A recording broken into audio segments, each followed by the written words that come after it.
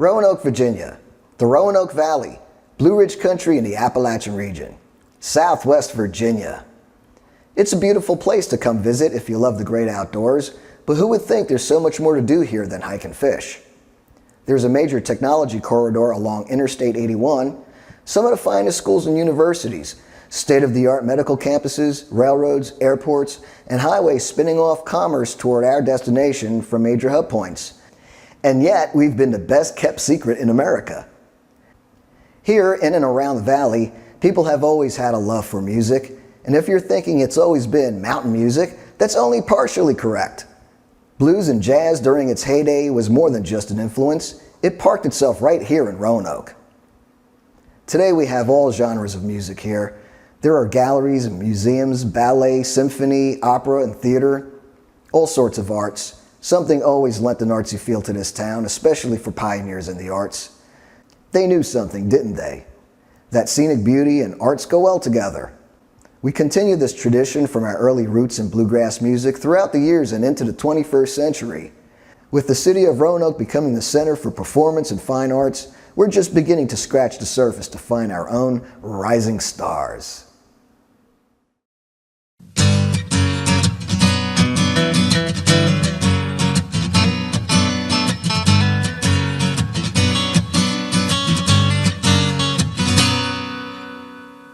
Hi everybody, we're back and I'm Ron Bergeron and this is Rising Stars, where we go out to venues to check out what they got going on. Tonight we're at 3rd Street Coffeehouse and I'm here right now with Marian McConnell and also with artist, well they're actually both artists, the artist David Simpkins. Both Marian and David are local artists, original songwriters. And we're going to talk a little bit about 3rd Street Coffeehouse and how the musicians and the venue come together to do what they're doing. So good evening, both of you. Nice Thanks to for have having you. us. Yeah, thank you. I appreciate you coming and doing this as well. So we just got done with the 3rd Street Friday night thing, which is an open mic, and then a main act comes on to do a little show. And it was very enjoyable. We had a good crowd, and I'm going to turn it over to you and have you explain to me a little bit about the background of 3rd Street Coffeehouse. Okay, well, we're Roanoke's best kept secret. We were established back in 1987. So in 2012, we'll be celebrating our 25th anniversary. And it was set up to be a social place where people could come, a very friendly atmosphere, and hear music. And it's so unique because we are smoke-free. Mm-hmm. Alcohol-free, which does not mean you get free alcohol. It means we don't serve alcohol here.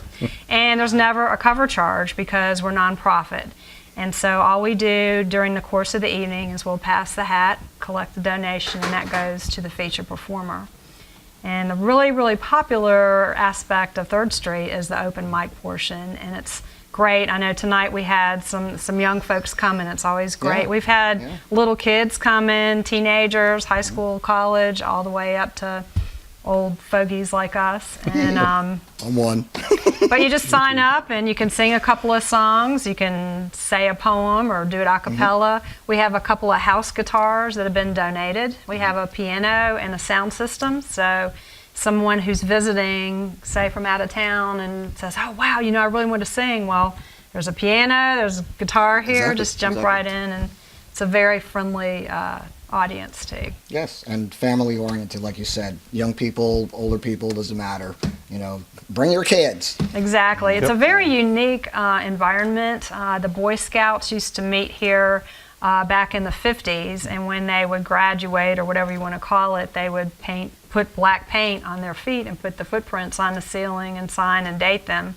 And they're the ones who put all the logs around to give it the log cabin effect. Mm-hmm. And of course, being a coffee house, we have coffee and tea, soft drinks, cheesecake, popcorn, just kind of light snacks. So every Friday from 7 to 10.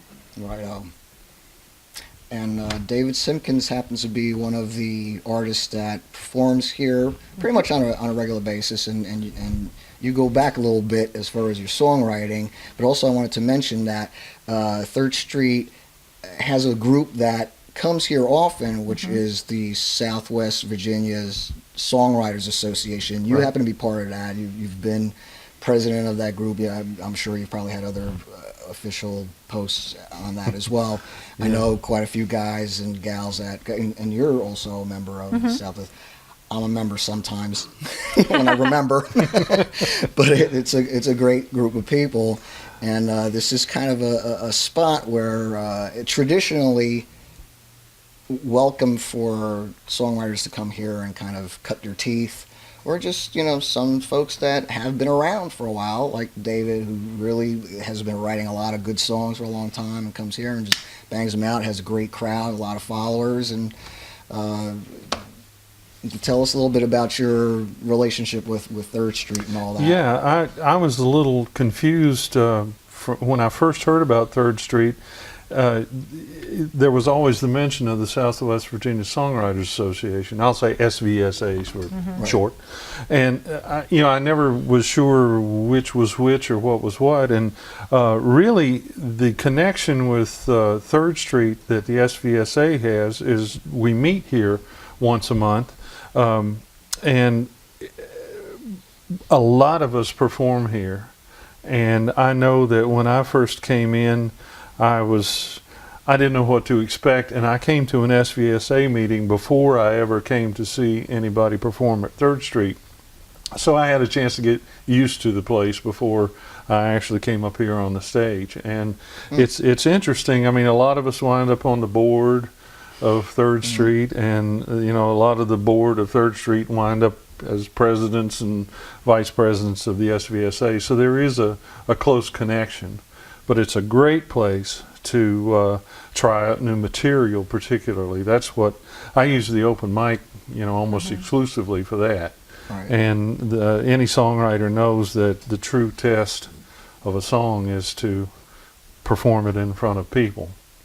And when you have a group of people that are as open and appreciative of original music as the 3rd Street group of people are, it really helps. I mean, you know that you're going to get a good listen to your song, and then you can sort of take what you get from that back and decide whether or not you need to work on the song or whether you're okay with it. And then when I've been headliner here, and you just have free reign. You do your show, you set it up, and the whole idea is to entertain people. And it's when this place, when you're playing up here, and you can see the people out there paying attention and watching and listening to what you do, it really makes you feel like you're where you need to be. Right. And it's a terrific experience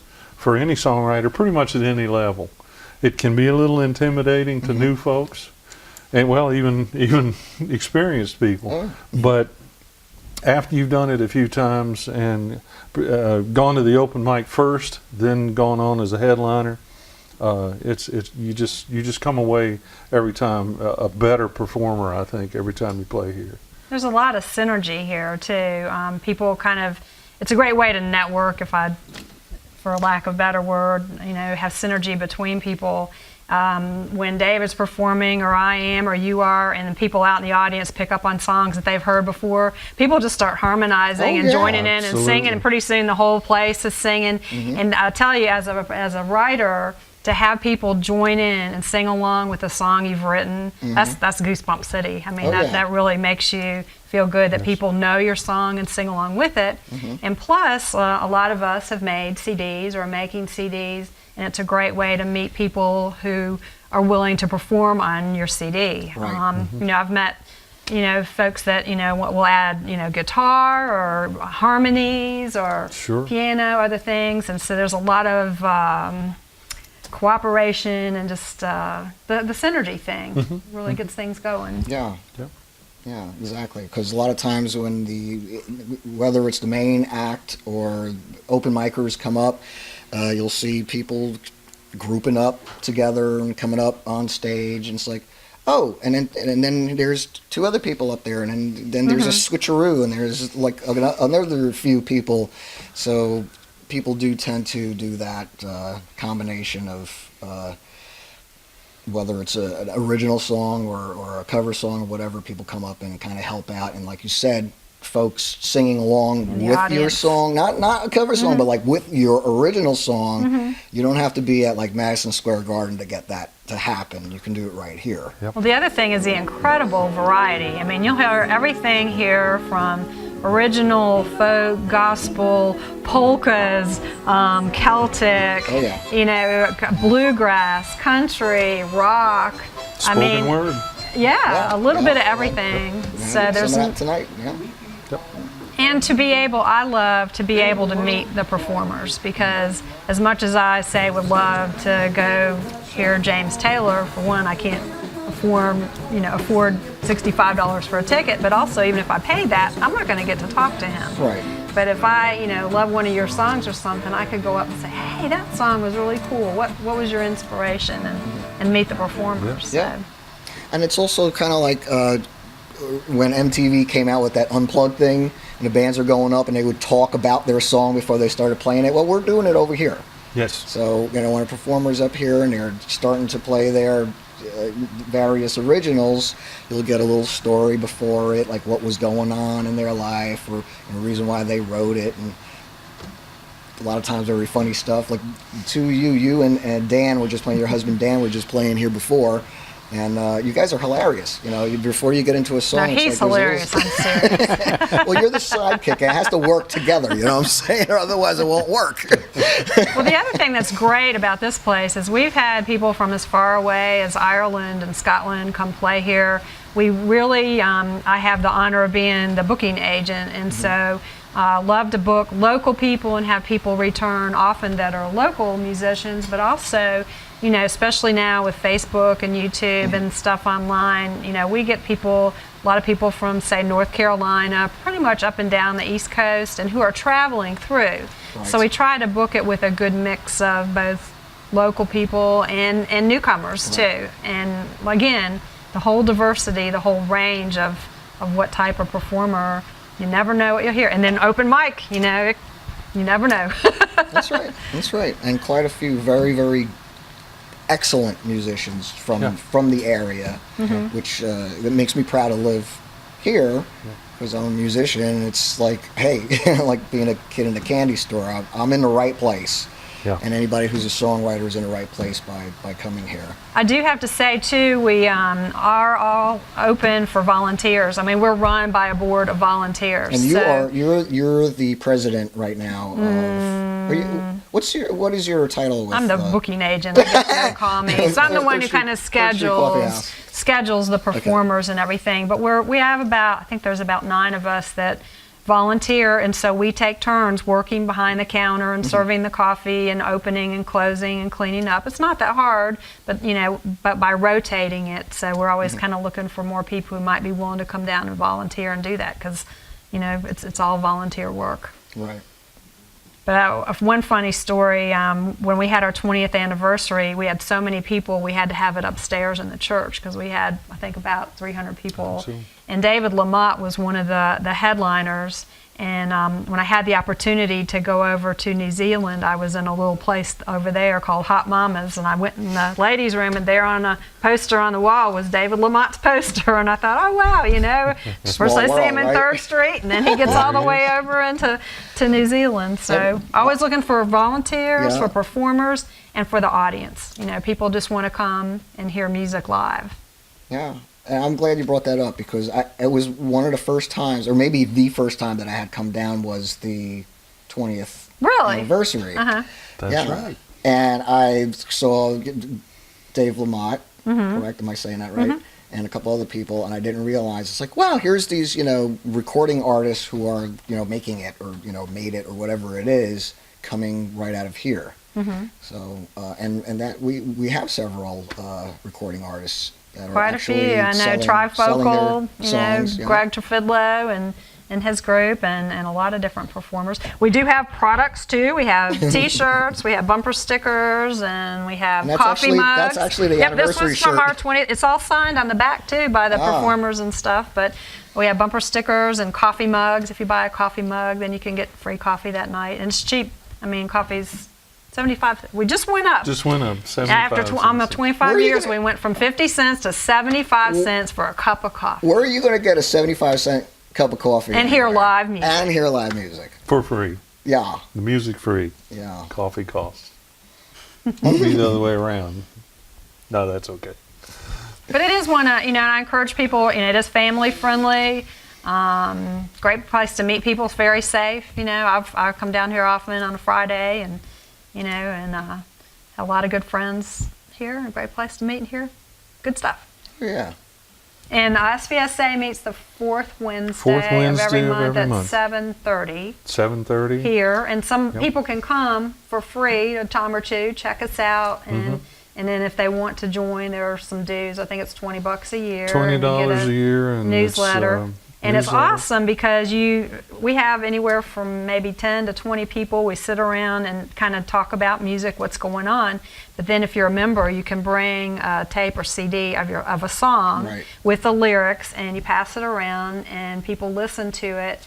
And it's all very constructive. Nobody puts anyone down, but it makes you grow in your music. I have seen new people come into SVSA, and it just grow. It's just astonishing the progress they make. And it's not completely because of the SVSA, but I think one of the things we always say is that you're in a room full of people who are as crazy as you are. They're songwriters. That's what they do. That's how they think. They know what your obstacles are. They know where your standards are. And when you come into a situation like that, you can just build on it. And it's just been astonishing to see some of the growth. It's a great mentoring opportunity, and sometimes you hear about writer's block or whatever, and if you're like don't know where to turn and you want to get inspired, I would say come to SVSA, because you can't help but be inspired. And we'll do little practice exercises. Like for example, one time is like write a song about shoes. Right. Well, I think I came up with a great song, Shopping for Shoes. That I actually ended up I use in my shows. So it kind of inspires you and gets the creative juices going, and that synergy kicks in again. Exactly, because the writer's block is very real sometimes. And I remember being here for one of the meetings for SVSA, and I think we had to pick like a couple of lines and then write a song around it. And I was like, oh my God, what do you do with this thing? And and when you're in a group and you know that everybody is doing it, it's kind of like being in a little classroom. It's a little project, and you start working. But it's safe. Yeah, nobody's going to laugh. And we do laugh a lot, but not at each other. Right. That's what I mean. People are honest, and you're with your people. They know they're to help. You all want to make something better, and you may think something's coming across. You may think a song you've written is saying one thing, and then all of a sudden you realize, well, nobody at the table got it. There's something about, well, how can I make it better? How can I get my message across? Or there's a lot of collaboration going on. We have people who write poems and want to put something to music. Or have a lot of that. It can take many forms.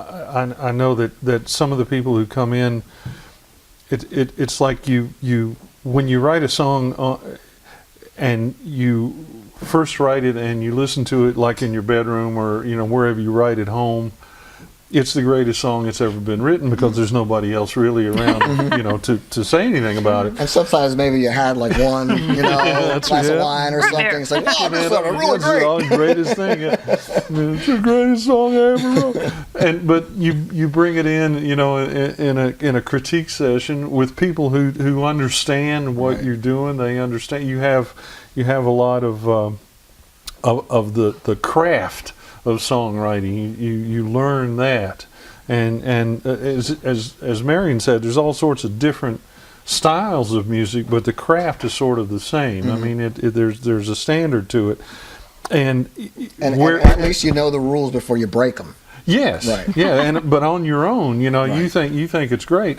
You bring it in, and people critique it. As Marian's also said, it's no one's making fun of it. No one's being harsh. It's all helpful, and suddenly you have a whole new perspective on it. You've got all these other songwriters. I've heard more than one new SVSA member say, I used to write by myself, but now I've got the SVSA sitting on my shoulder when I write. They hear the things that they've heard in the critique sessions, and it sticks with them. And it just makes you better. It makes you a better songwriter. Right. And you don't need to know how to write, in other words, notation or anything like that. So if in case people are wondering, oh, well, I need to know how to like read music or write, you don't. No, I don't know how to do that either. I can't read a note. Nope, there are a lot of very famous composers never wrote a note in their life. Yep. So, but that's should not okay, get in the way. and it's okay in the meetings because, there's all kinds of levels. There's everything from absolute beginners to people who have a lot. Do it for a living. Do it for a living. They have a lot of experience in the thing. And so if you have a question, somebody's going to have some idea on how to answer it or where to go and get the answer. Right. Very helpful. Alrighty, so we're going to have a performance that you're doing here at Third Street Coffeehouse. We'll bring it to the viewers and check out one of your songs. Great. I want to just encourage everybody to check this out. If you're a songwriter, you just like to listen to original music, or people just, doing the unplugged thing. Sometimes it's not unplugged, sometimes it's something totally different. To just come on down to Third Street Coffeehouse and check it out. And we'll be right back after David's song. It's called One by One.